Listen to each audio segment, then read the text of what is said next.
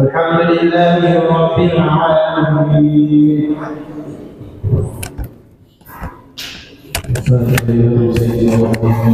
Rasulullah Muhammad bin Abdullah wa ala alihi wa ashabihi wa azwajihi wa dhurriyyatihi wa ahli baiti ajmain, khususan ila ruh Sayyidina Ahmad bin Isa al-Muhajir al-Faqih al-Muqaddam Muhammad bin Ali Ba'li wa jami'i sadati Ali Ba'li wa usuli wa furu'ihim wa ila hadratin Nabi Muhammadin sallallahu alaihi wa alihi wa barak wasallam. Al-Fatihah.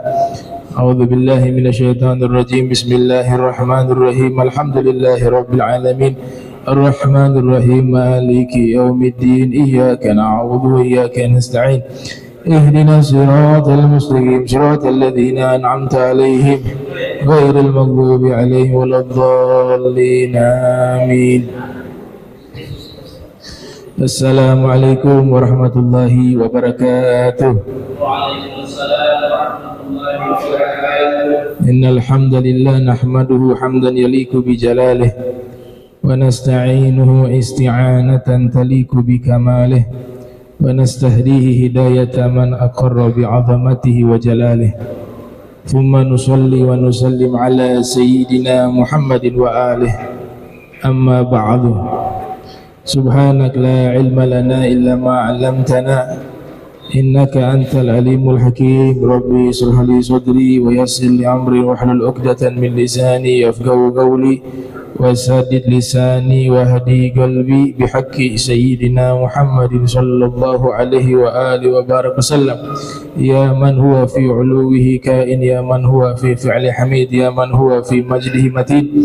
Allahumma akrimna bi nuril fahmi wa akhrijna min zulumatil wahmi warzuqna fahman nabiyyin wa hifdzal mursalin wa ilhama malaikatil muqarrabin.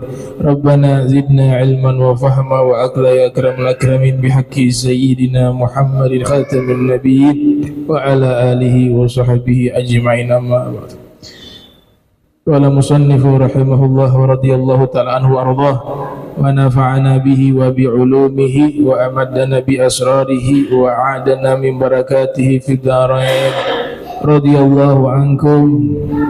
Darajatun niyati fi salati salasatun. Idza kanat as-salatu fardan wajaba qasdul fi'li wa ta'yinu wal fardiyah. Alhamdulillah, puji syukur kehadirat Allah, salawat salam teriring kepada junjungan mulia Nabi tercinta Sayyiduna wa Maulana Muhammad sallallahu alaihi wa alihi wasallam beserta seluruh kerabat beliau, sahabat beliau, umat beliau yang senantiasa melaksanakan ajaran beliau hingga akhir masa nanti. Kita sampai ke pembahasan derajat-derajat niat di dalam sholat. Tingkatan-tingkatan niat atau derajat-derajat niat di dalam sholat ada 3. Yang pertama, apabila sholat tersebut sholat wajib, maka tujuan melakukan menjadi wajib dan penentuan sholatnya dan fardiyahnya, wajibnya. Yang dimaksud qasdul fi'li, tujuan perbuatan, ayaqsida fi'la as-shalah, ya, fi'la sholati bitakbiri, yaitu tujuan melakukan sholat di saat takbir, bersamaan dengan takbir, yaitu disertai dengan niat usolli. Nah, usolli itu aku sholat, itu harus diniatkan dalam hati, wajib usolli. Kemudian yang kedua at-ta'yin. Ta'yin penentuan nama solat wajib, apa yang kita kerjakan solat wajib tersebut harus ada niat di hati. Apa itu zuhur, asar, maghrib, isya, dan subuh. Itu namanya ta'yin. Dan yang ketiga adalah al-fardiyah, wajibnya. Nah, sehingga kalau kita simpulkan niat solat wajib sebenarnya cukup 3 saja. Usolli fardha al-maghribi, khalas, sah. Usolli fardal isya'i, usolli fardha as-subhi, usolli fardha az-zuhri, usolli fardha asri. Itu sudah cukup, karena itu yang wajib. Ini kasusnya jika solat wajib. Tapi harus diingat, ketika kita menjadi makmum, jangan lupa niat juga jadi makmum. Niat jadi makmum. Kalau tidak, dibiarkan dia solat mengikuti imam tapi tidak ada niat menjadi makmum, bisa batal solatnya. Beda dengan imam tidak harus niat jadi imam, toh memang dia sudah jadi imam, kecuali di beberapa solat yang nanti kita jelaskan. Nah, yang kedua, idza kanati sholatu nafilatan muwaqqatatan kadduha wal witr. Yang kedua, niat melaksanakan sholat sunnah yang ditentukan dengan waktu, seperti sholat duha, sholat witir, atau sholat karena sebab, sholat sunnah karena sebab zata sababin, seperti kasunnatil kusuf wal khusuf, ya, gerhana matahari dan gerhana bulan, wal istisqa, sholat minta hujan. Wajib qasdul fi'li wa ta'yin. Nah, kalau sholat sunnah itu cukup 2 saja, tujuan melakukan usolli dan nama sholat, gak perlu pakai sunnatan, ya, artinya ini yang wajib-wajibnya, ya, yang harus-harusnya, ya. Jadi kalau seandainya saya sholat duha, usolli duha, sah. Sholat witir, usolli al-witra. Nah, sholat gerhana matahari, usolli khusuf. Gerhana bulan, usolli al-khusuf. Nah, kalau merepotkan menggunakan bahasa Arab dalam melafadzkan niat, boleh pakai bahasa Indonesia. Kalau merepotkan, ya, saya niat sholat witir, udah. Saya niat sholat duha, sah. Tapi membaca, melafadzkan bukan tempat niat, hanya membantu agar niat hadir di hati. Yang dimaksud itu di hati. Wa mahallu hal qalbu, kata para ulama, tempat niatnya itu di hati. Wa talaffuz sunnah, melafadzkan sunnah dalam mazhab Syafi'i, ya. Dan yang ketiga, derajat niat yang ketiga, idza kanati sholatu nafilatan mutlaqatan wajaba qasdul fi'li faqat.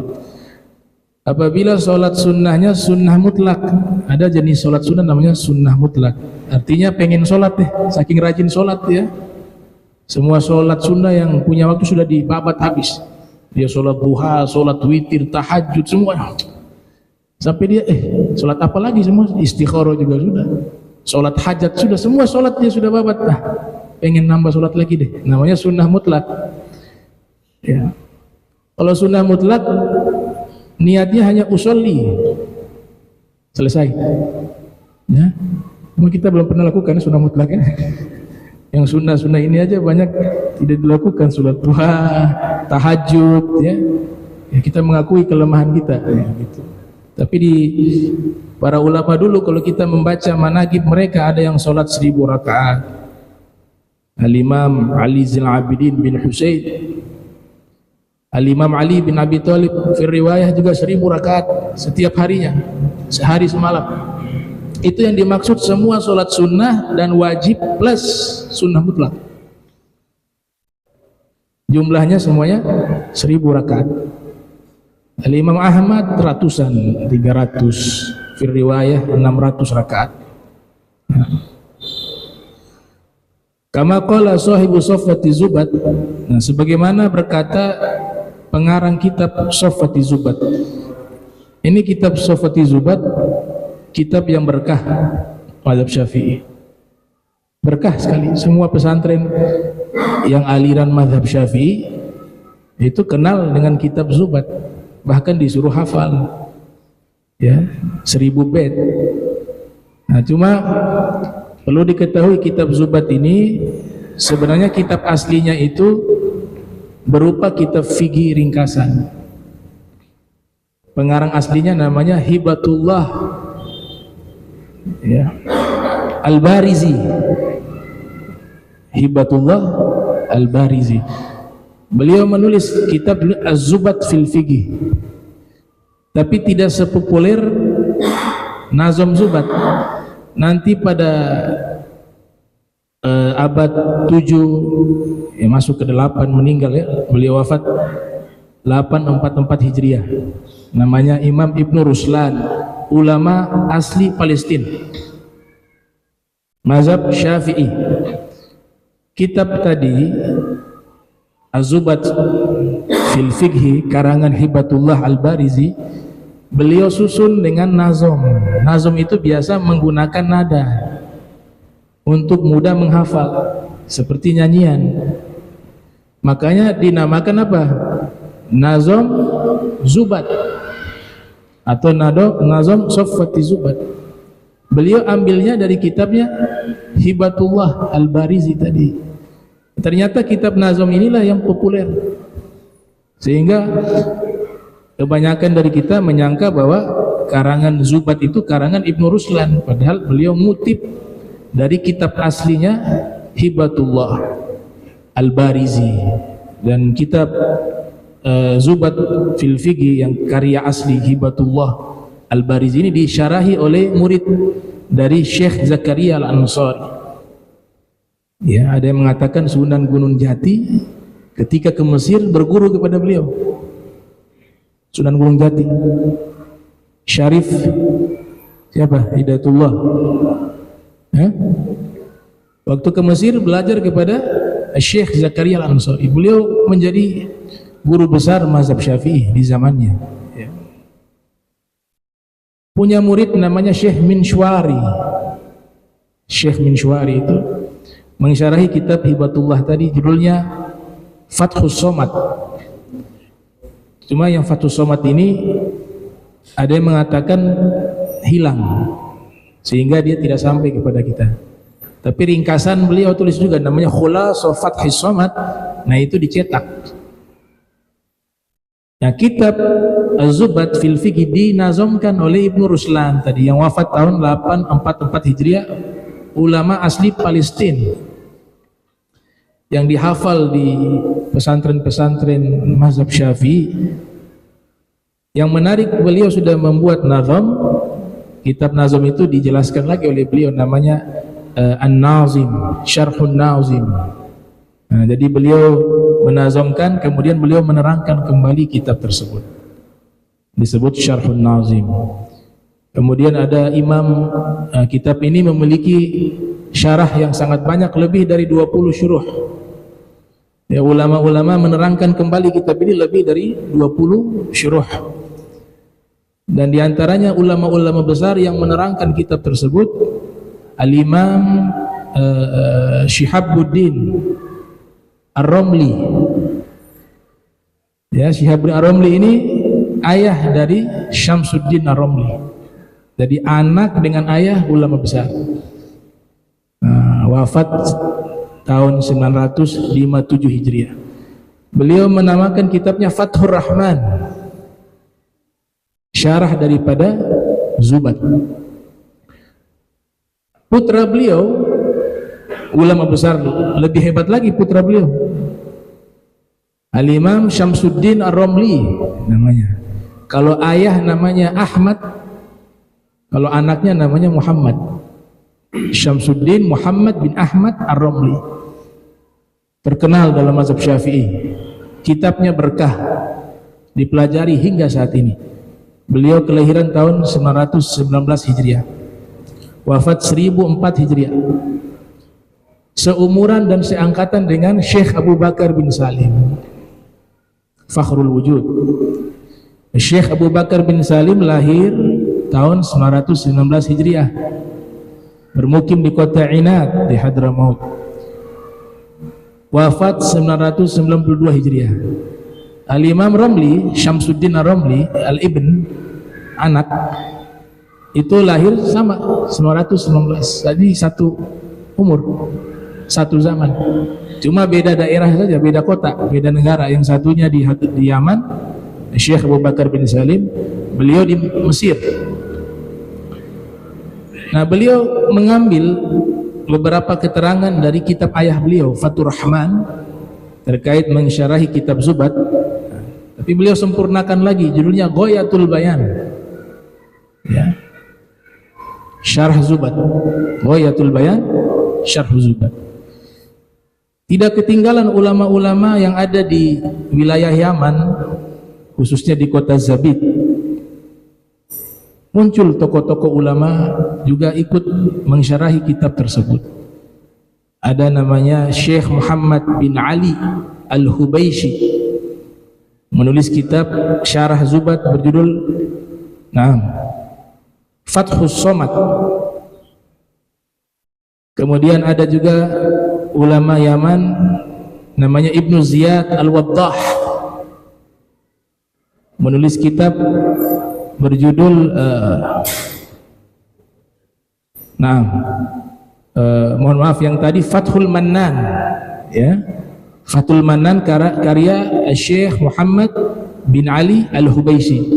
Kemudian ulama Yaman lainnya namanya Ibnu Ziyad Al-Waddah, menulis kitab berjudul Fathus Somad, menerangkan tentang kitab Zubat. Ada di Mesir juga ikut menerangkan kitab Zubat, bernama Syekh Ahmad bin Hijazi Al-Fashni, wafat tahun 978 Hijriah, berjudul Mawahibus Somad. Kitab ini cukup terkenal, Mawahibus Somad. Kemudian juga muncul ulama pakar ilmu hadis, ilmu fikih di kota Zabid, bernama Sayyid Yusuf bin Muhammad Al-Battah, yang menulis kitab Ifhamul Afham, Syarah Bulughil Maram. Beliau juga mensyarahi kitab Zubat berjudul Faidul Mannan. Kalau Imam Muhammad bin Ali juga punya syarah Arba'in Nawawi, berjudul Al-Majalis As-Saniyah judulnya. Kemudian yang paling terkenal dan dianggap sebagai salah satu kitab terbaik yang menerangkan kitab Zubat, karangan As-Sayyid Muhammad bin Ahmad bin Abdul Bari Al-Ahdal, berjudul Ifadatus Sadatil Umat Bitaqriri Ma'ani Matni Soffati Zubat. Kitab tersebut hampir 800 halaman, tapi beliau mengatakan dalam mukadimah bahwa ini kitab sangat ringkas. Hebatnya beliau katakan apa? Kuntu amlaituha ala qiraati nazmi Zubat ala ba'di talabatil ilmi. Saya mendiktekan dari hafalan saya keterangan terkait matan Zubat kepada sebagian murid-murid saya. Jadi yang hampir 800 lembar itu dari hafalan, ya. Kemudian beliau dengan di mukadimah beliau katakan ini masih sangat ringkas, ya. Beliau katakan masih sangat ringkas, masih kalian baca lagi kitab-kitab yang lain, ini masih belum seberapa. Dan termasuk salah satu kitab terbaik Syarah Zubat yang menerangkan setiap perkata, masuk kepada metode namanya At-Tahlili Lafzi, ya, kajian per lafaz. yang diterangkan oleh beliau. Nah, ini beberapa kitab yang membahas tentang syarah Zubat. Jadi belajar mazhab Syafi'i ini punya kitab fikih paling banyak. Kitab terbanyak membahas hukum agama Islam itu mazhab Syafi'i. Banyak sekali. Itu. Dan itu butuh waktu yang cukup lama dan butuh totalitas dalam belajar. Ya, karena ada yang sampai 19 jilid, ada yang 28 jilid, ada yang itu semuanya berbicara tentang masalah hukum mazhab Syafi'i. Nah, salah satu yang terbaik adalah kitab Zubat tadi, ya, Sofwatu Zubat. Baik. Nah, ini Imam Ruslan mengatakan qala sahibu Sofwati Zubat arkanuha 13 an-niyah fil fardi ghasat fi'il wal fardiyah. Rukun-rukun salat ada 13. Yang pertama adalah niat di dalam salat yang fardu, tujuan melakukan dan juga kewajibannya fardiyah. Aujib ma'al ta'yin, dan wajib disertai dengan menentukan nama solat di dalam niat tersebut. Amma dzu sabab wal waktu fal qasdu wa ta'yinun wajib. Adapun solat sunnah yang memiliki sebab dan waktu, maka tujuan dan penentuan jenis solat yang wajib. Kal witri, seperti solat witir. Solat witir solat yang sunnah muakkadah, yang tidak pernah ditinggal oleh Nabi Muhammad sallallahu alaihi wasallam. Dalam mazhab Hanafi statusnya wajib. Dalam mazhab Syafi'i sunnah muakkadah. Ya, jadi jangan sampai salat ini hanya dikerjakan di bulan suci Ramadan saja. Dia harus dilakukan sunnahnya di setiap hari, sebisa kita setiap hari. Atau paling tidak dalam 7 hari 6 kali. Ya. Yang pasti ini salat kedudukannya sangat istimewa. Ya, hingga dalam hadis Nabi katakan, innallaha witrun yuhibbul witra. Fa'awtiru ya ahlal kiblah. Ya, sesungguhnya Allah Maha witir, ganjil, mencintai sesuatu yang ganjil.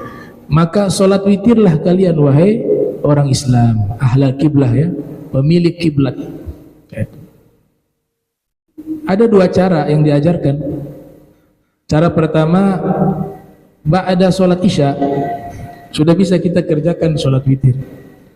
Sebagaimana wasiat yang Nabi sampaikan kepada beberapa orang sahabat, di antaranya Abu Hurairah, Abu Darda, Abu Dzar Al-Ghifari, yang disebut dalam riwayat Sahih Al-Bukhari, kata Abu Hurairah, "Ausani khalili bi thalathin."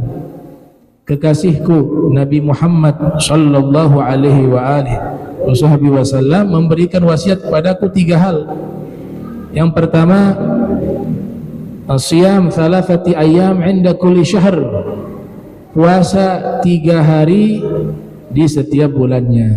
Al-ayyamul bid. Yang kedua, rakaatai duha, 2 rakaat salat duha. Dan yang ketiga, an utir qabla an anam, atau utiru qabla an anam. Saya diwasiatkan melaksanakan salat witir sebelum tidur.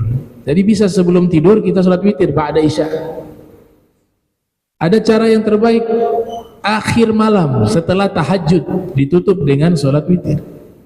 Nabi katakan dalam hadis, ij'alu akhira salatikum witra. Jadikanlah salat terakhir kalian di hari tersebut salat witir. Jadi setelah tahajud. Kalau mampu itu paling afdal kata ulama. Sayyidina Abu Bakar mengambil jalan pertama tadi. Dalam riwayat Imam Tirmidzi dalam Sunan yang lahir tahun 209 Hijriah, wafat 279 Hijriah, Sayyidina Abu Bakar mengatakan kepada Rasul bahwa beliau salat witirnya habis Isya sebelum tidur. Kemudian Sayyidina Umar datang menemui Nabi mengatakan, saya salat witirnya habis tahajud tengah malam. Kedua-dua itu dibenarkan oleh Nabi Muhammad sallallahu alaihi wasallam. Ada cara ketiga di luar 2 cara ini, yaitu kita mengambil misalnya 3 rakaat salat witir. Salat witir paling sedikit 1 rakaat. Umumnya 3 rakaat. Kita lakukan 2 rakaat misalnya di waktu ba'da isya tadi. 1 rakaat nanti kita tutup di akhir malam, boleh. Ya. Biar tidak memberatkan ya. Kalau 3 kan berat. 3, anggaplah berat lah. Ya kita pakai cara itu untuk dapat afdolnya di tengah malam. 2 rakaat sebelum tidur, salat witir. 1 rakaat disimpan. Kapan nanti selesai tahajud, kita tutup dengan 1 rakaat. Itu juga dibolehkan di dalam mazhab Syafi'i. Nah, intinya kerjain nih salat witir. Kerjain salat witir. Ya. Salat witir wa salat tahajud.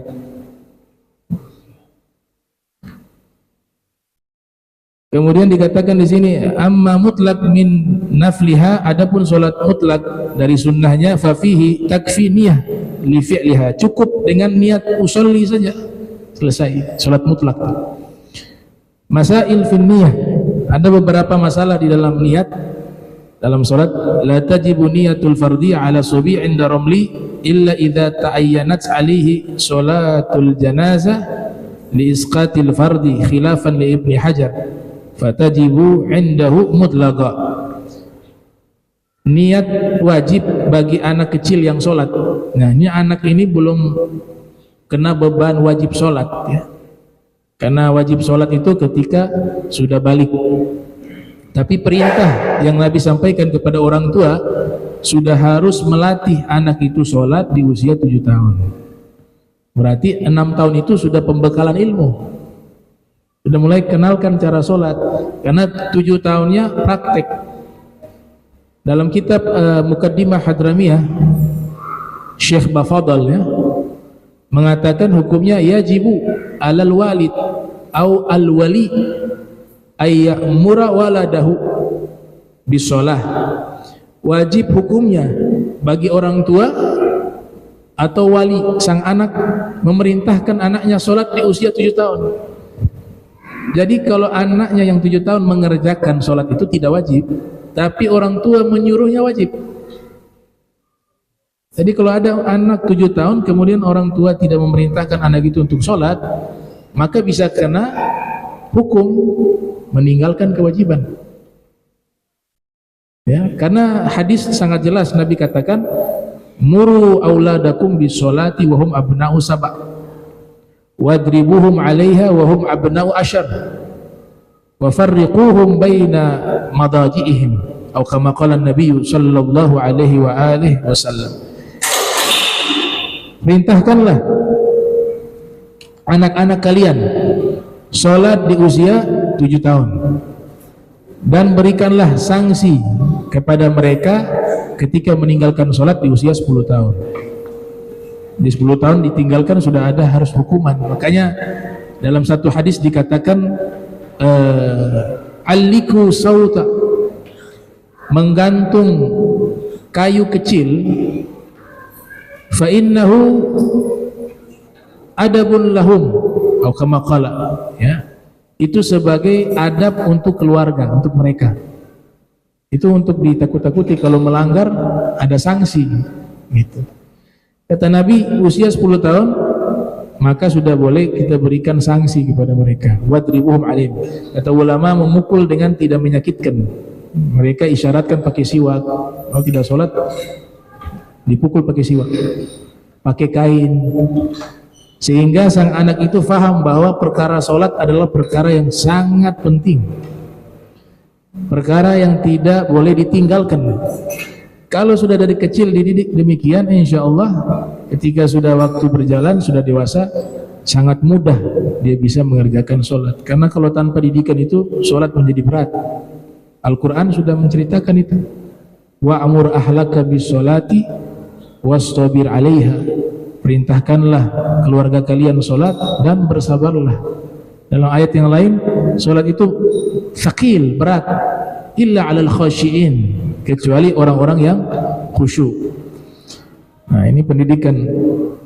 Di sini masalahnya, apakah mereka yang tidak wajib sholat tadi, anak kecil yang belum balik, harus niat wajib? Nah, padahal kan belum wajib. Maka di sini Imam Romli Imam Romli mengatakan bahwa hukumnya itu tidak wajib mengalafadzkan atau meniatkan fardu karena dia belum wajib untuk sholat wajib ya. La tajibu niyah fardhiyah ala subi inda Romli, tidak wajib niat wajib bagi anak yang belum balik menurut Imam Romli. Illa idza ta'ayyanat alaihi sholatul janazah li isqatil fardhi, kecuali yang ditentukan baginya sholat jenazah untuk menggugurkan kewajiban tersebut. Khilafan li Ibni Hajar, berbeda pendapat dengan Ibnu Hajar. Yang dimaksud dalam kitab fikih Ibnu Hajar Al-Haytami, bukan Al-Asqalani. Al-Asqalani kajiannya di bidang hadis. Setiap kitab fikih ketika menyebut Ibnu Hajar, yang dimaksud Ibnu Hajar Al-Haytami, karena Ibnu Hajar yang terkenal kan dua, ada Imam Ibnu Hajar Al-Asqalani, ada Ibnu Hajar Al-Haytami. Nah, kata Ibnu Hajar Al-Haytami, fatajibu indahu mutlaqa, niat bagi anak tersebut tetap wajib secara mutlak. Nah, biasanya dua imam ini berbeda pendapat ya, Ibnu Hajar Al-Haytami dengan Imam Romli. Yang dimaksud Imam Romli di sini, jika perbedaan pendapat antara Ibnu Hajar dengan Imam Romli, yang dimaksud adalah Syamsuddin Ar-Romli, bukan Syihabuddin Ar-Romli, bukan sang ayah tapi anak. Nah, anak beliau yang namanya Imam Syamsuddin Ar-Romli lah yang selalu berbeda pendapat dengan Al-Imam Ibnu Hajar Al-Haytami karena usianya tidak jauh. Ibnu Hajar Haytami lahir tahun 909 Hijriah, wafat 974 Hijriah. Sedangkan Ibnu Hajar Imam Romli Syamsuddin Ar-Romli lahir tahun 919 Hijriah, wafat 1004 Hijriah. Ya, usia tidak terpaut jauh. Kalau sang ayah lebih senior. Menariknya ini perbedaan pendapat kedua imam ini mujtahid tarjih dalam istilah ilmu fikih. Mereka adalah ulama fikih yang menyeleksi pendapat yang kuat. Ya, Imam Romli dan Ibn Hajar. Dan selalu terjadi perbedaan. Seakan-akan kalau Ibnu Hajar mengatakan A, pasti Imam Romli bilang B gitu. Dan itu dikumpulkan oleh ulama, perbedaan pendapat di antara Al-Imam Ibnu Hajar dengan Al-Imam Romli menjadi satu kitab yang cukup tebal, judulnya Fathul Ali bi Jam'il Khilaf baina Ibni Hajar wa Ibni Romli. Nah, kitab itu dikumpulkan pendapat perbedaan antara Ibnu Hajar dengan Imam Romli, ditulis oleh Al-Syarif Al-Sayyid Umar bin Hamid Bafaraj. Bafaraj itu kumpulan khilaf antara Ibn Hajar dengan Imam Romli. Kalau ulama-ulama Mesir cenderung mengambil pendapat Imam Romli. Kalau ulama Hadramut cenderung ke pendapatnya Ibnu Hajar. Kalau kiai-kiai di Jawa, ini dua-dua kan Syafi'i, cenderung mengambil pendapat Imam Romli. Gitu. Saya belajar di As-Saghafah Islamiyah, tempatnya Sayyidul Walid Al-Habib Abdurrahman bin Ahmad As-Saghaf. Di antara guru-guru kami banyak kiai-kiai Betawi. Itu kalau ngajar fikih kebanyakan merujuk ke Imam Romli. Tapi kalau para habaib khasnya pendapatnya Ibnu Hajar Al-Haytami. Alasannya banyak kenapa para sufi juga cenderung ke Ibnu Hajar Al-Haytami. Karena Ibnu Hajar Al-Haytami secara ekonomi itu sederhana. Imam Romli kaya raya. Ya. Makanya orang sufi senang ngambil pendapat fatwa dari Ibnu Hajar karena zuhud nih. Hidupnya sederhana. Imam Romli kaya raya. Sampai pernah waktu itu diceritakan istrinya Ibnu Hajar Al-Haytami ingin mandi. Dulu namanya hammam, pemandian air panas. Itu kan di tempat umum. Istrinya Ibnu Hajar mau mandi, ternyata sudah di-booking oleh istrinya Imam Romli. Jadi hari ini sudah gak ada yang boleh mandi karena istrinya Imam Romli sudah booking. Dia dengan kawan-kawannya semua mau mandi. Ya, semua perempuan, gak ada laki-laki. Istrinya Ibnu Hajar, aduh, Suami saya juga ulama. Kenapa yang kaya Imam Romli? Harusnya suami saya juga kaya. Pulanglah dia. Pulang ke rumah, mungkin waktu itu Ibnu Hajar minta bikin teh apa kopi, sudah dibikin. Lihat muka ini kayak gak enak nih. Ini kenapa nih? Cara aduknya sudah beda. Mungkin gula juga sudah ditaruh. Minum dia. Dia lihat istrinya, oh dia tahu ada sesuatu. Ada masalah apa? Cerita. Nggak, biasa perempuan cowok kan nggak ada masalah. Iya. Tapi mukanya itu ada masalah. Ulang lagi, coba cerita. Nggak ada masalah. Gitu. Nah, biasanya perempuan diulang 3-4 kali baru dia cerita tuh. Iya ada masalah, itu yang keempat. Iya. Dia bilang, tadi saya mau mandi pemandian air panas. Istrinya Imam Romli sudah booking khusus hari. Diajak semua kawan-kawan perempuannya mandi, yang lain gak boleh ikut. Kan antum juga alim sama kayak Imam Romli, terkenal juga, tapi kenapa? Apa maksudnya dia yang kaya begitu? Kamu tidak ridho hidup sama saya sederhana begini? Bukan begitu, dia bilang. Ya. Mau kaya? Kata Ibnu Hajar. Baik, mari ikut saya. Di luar rumah mereka ada sumur. Tahu beliau doa bagaimana? Suruh timba tuh, ditimba, ambil itu timba, angkat timba isi emas. Nah, mau ambil nih. Tapi kita pisah sampai di sini. Ya. Tapi kalau kau mau tetap sama saya, kamu harus ikut. Hidup saya sederhana seperti ini. Hanya dia pilih sudah. Tetap mau sama suami. Ini kalau begitu dibuang katanya. Dibuang lagi kembali. Dari situlah para sufi cenderung kepada pendapatnya Ibn Hajar. Tapi Imam Romli juga tidak salah. Imam Romli punya alasan juga. Saya kaya ini, seandainya hilang juga hati saya berubah. Saya kaya ini biar saya lebih dapat pahala sedekah dan infak. Saya kaya biar saya tidak minta-minta sama orang. Saya kaya biar bisa tolong orang. Sehingga jadi hujah juga. Begitu. Nah, itu antara Imam Romli dan Ibn Hajar Al-Haytami.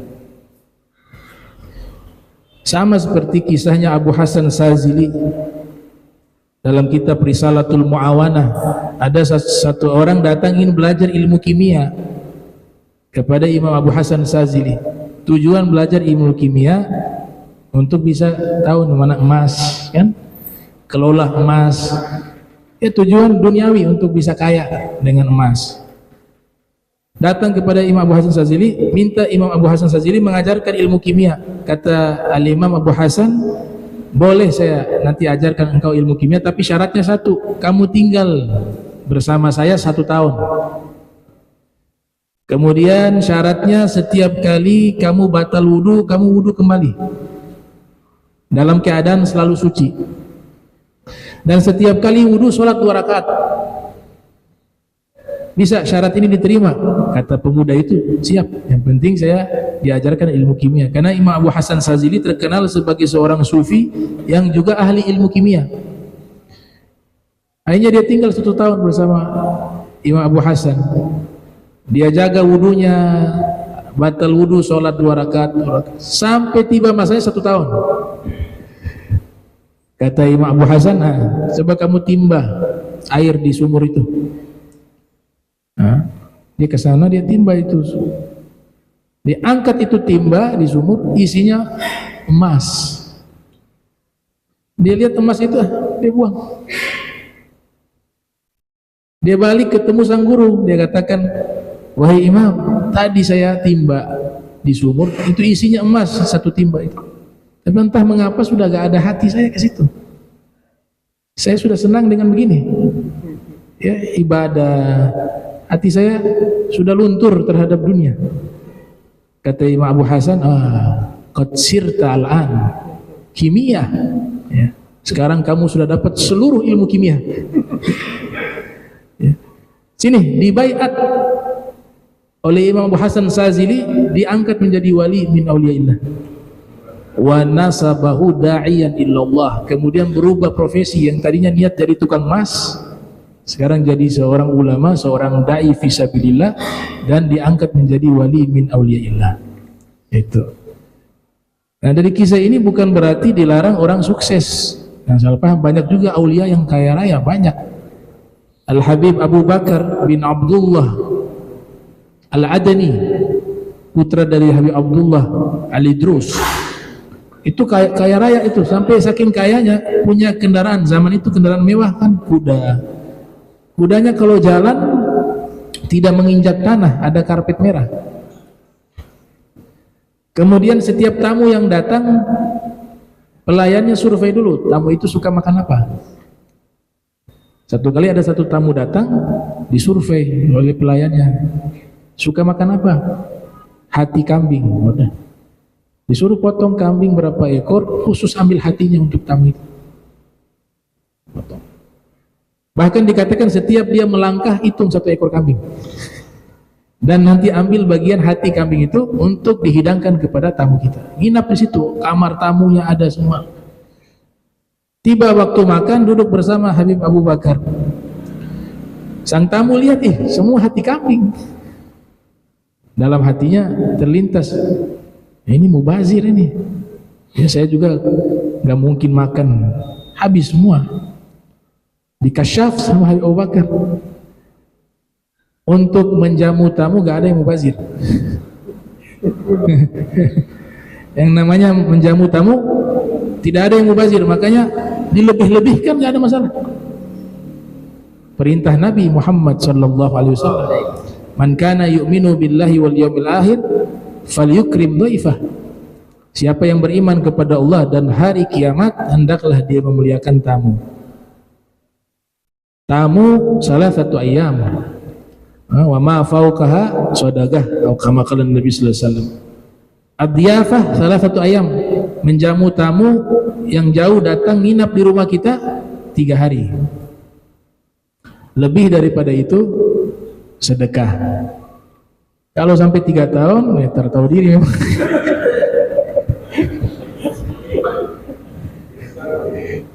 Harus tahu diri juga, kasihan, merepotkan orang. Nabi bilang 3 hari, diambil 3 tahun. Lebih dari 3 hari sedekah, kata Nabi kita Muhammad SAW. Nah, Al-Habib Abu Bakar mengatakan, kamu lihat yang saya berikan ini gak seberapa dengan kakak saya, ada di kota Tarim. Dia lebih dermawan dari saya. Nanti kamu ke sana ketemu, namanya Habib Hussein bin Abdullah Al-Idrus. Wih, kata tamu ini, kalau ini saja dibilang kurang dermawan, sudah dapat kambing banyak seperti ini, dijamu yang luar biasa seperti ini, wah kakaknya pasti lebih hebat lagi nih. Akhirnya beliau pergi ke kota Tarim. Sampai kota Tarim, nanya warga di sana, kenal Habib Hussein bin Abdullah Al-Idrus. Oh ya, lagi sholat. Oh, di sana. Oh, ini orang. Nah, itu habis sholat dia datang, saya dari kota Aden, dari tempat adik antum Habib Abu Bakar. Beliau ngasih wasiat saya dijadikan tamunya engkau, saya nginap 3 hari di rumah. Oh, fadal, fadal, silakan dengan senang hati. Udah. Diajak ke rumah, dia tunggu makan siang, keluar roti sama korma. Ini yang paling dermawan tapi roti korma, sana kambing. Oh, mungkin makanan pembuka. Ya, ditunggu. Ya sudah, itu sudah sampai tidur. Oh, mungkin yang malam. Dan memang rumahnya sederhana, tidak seperti dengan adik beliau yang kaya raya. Ya, ini jangan kamuflase saja kan. Kayak Oman, itu negara Oman itu bangunannya gak boleh tinggi. Jadi kelihatan miskin tapi kaya raya. Oman. Dia punya satu real itu hampir 30.000. Ini $1 30.000 real. Enggak, 30 real itu apa? Hah? 1 real 30.000 rupiah. 1 real 30.000 rupiah. Itu. Kalau yang di Qatar 50.000. Datang akhirnya waktu malam, tunggu lagi waktu malam, makanannya itu selama 3 hari. Roti sepanggal korma, roti sepanggal. Wah ini Habib Abu Bakar sudah bohongin saya ini. Dermawan di mana ini? Roti korma udah. Akhirnya beliau pamit. Habib Hussein, saya mau pamit, mau balik ke kota Aden. Oh iya. Ada pesan dari adik saya. Iya, ada pesan. Tapi beliau lihat, ini pesan ini kayaknya tak cocok. Pesan Habib Abu Bakar agar engkau lebih zuhud lagi terhadap dunia, lebih lagi tidak cinta kepada dunia. Nah ini yang kaya raya ngasih pesan itu kepada yang susah. Beliau kelihatan rumah sederhana. Pulang kembali nih ke kota Aden, ketemu Habib Abu Bakar. Bib, ini antum mohon maaf berbohong ya sama saya. Katanya kakak antum itu lebih dermawan dari antum. Buktinya saya 3 hari di sana roti korma makan. Rumah sederhana itu. Kata Habib Abu Bakar, kamu makan siang makan malam roti 1 sama kurma. Kurma 3 butir kadang. Betul dia lebih dermawan dari saya. Kamu tahu tidak? Kamu ketika bertamu kepada saya, kambing yang saya kasih itu dengan harta saya yang begitu banyak gak ada seberapa. Ya, gak sebanding dengan harta saya. Tapi kamu tahu tidak? Kakak saya itu makanan sehari-harinya dengan anak istrinya yaitu. Jadi di saat mereka berikan padamu, saat itu juga mereka tidak makan. Kalaupun makan hanya beberapa kurma, karena kadang 3 butir, kadang 1. Dan itu yang mereka punya, itu hartanya. Berarti lebih dermawan siapa? Saya atau kakak saya? Betul. Kakak antum lebih dermawan. Itu. Kemudian bagaimana pesannya? Sudah disampaikan? Sudah. Bahwa pesan dari engkau mengatakan agar beliau lebih zuhud. Itu beliau senang sekali, lebih zuhud, lebih. Tapi mohon maaf saya bingung ini maksudnya. Ini pesannya kan harus kebalik kan? Sang kakak yang harus kasih pesan kepada engkau begitu, karena posisinya engkau ini diberi nikmat kekayaan sedangkan kakakmu hidup sangat sederhana. Kok bisa wasiat itu terbalik? Karena kakak saya tahu di hati saya gak ada ini, gak ada dunia di hati saya.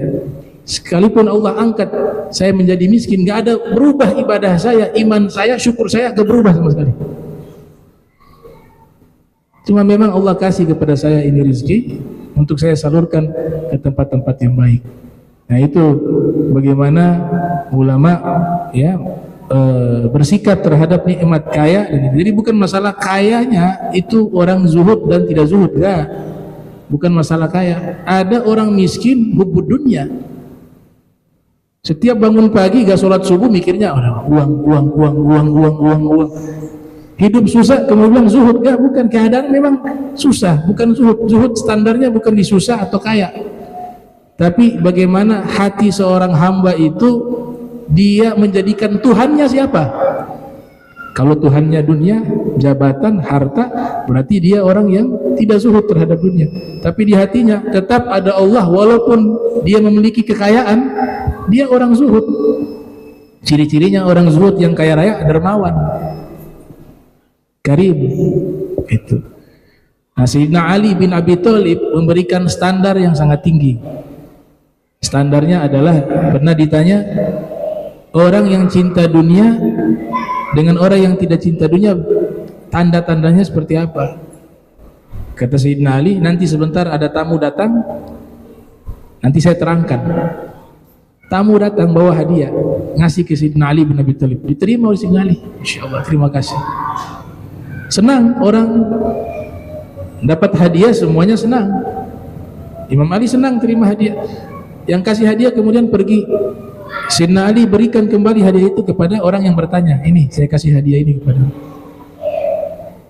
Dan itu adalah jawaban dari pertanyaanmu. Bagaimana membedakan orang itu cinta dunia atau tidak cinta dunia? Jawabannya itu. Kata dia, maksudnya bagaimana Imam Ali? Tadi dia beri hadiah pada saya terima begitu senang hati saya.